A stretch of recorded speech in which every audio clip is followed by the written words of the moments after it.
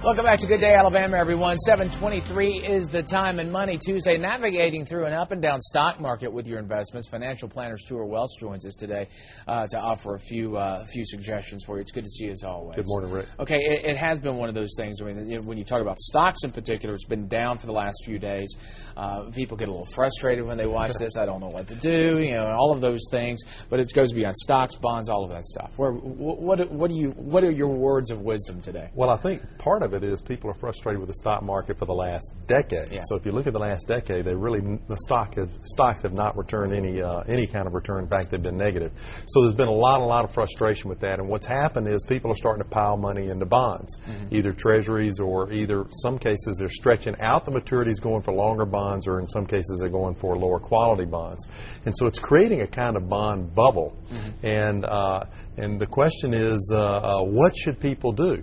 Should they continue to pile money into the bond market?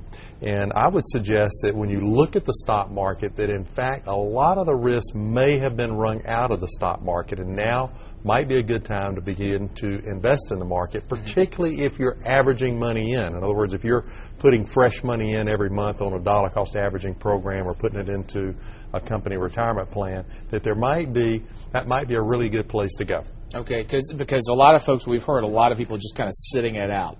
So, you know, to the point that a lot of folks have been wringing their hands over that. Well, and the money that's piling in the bond market, one of the effects is that interest rates are anemic. They're so low. Money markets are paying virtually nothing.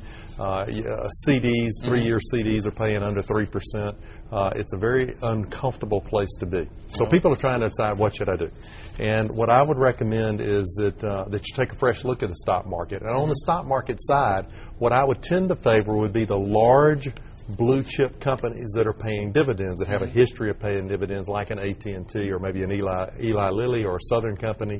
And then on the bond side, I would be really careful with my maturities. So I would want to stay either to the middle or the short side of the maturity scale and pay close attention to what's happening to the Fed. When the Fed begins to raise interest rates, you want to really pay attention to whatever bonds you're in and think in terms of shortening the maturity even further. So you maybe a 60% allocation to stocks, a 40% allocation to bonds, pay a lot of attention to what the Fed's doing, and have a little faith that the stock market, in fact, is going to turn. It may still take a couple of years, so this is really like a 5-year view. Be patient there. Okay. Hey, Stewart, it's always good to see you. Thanks so much.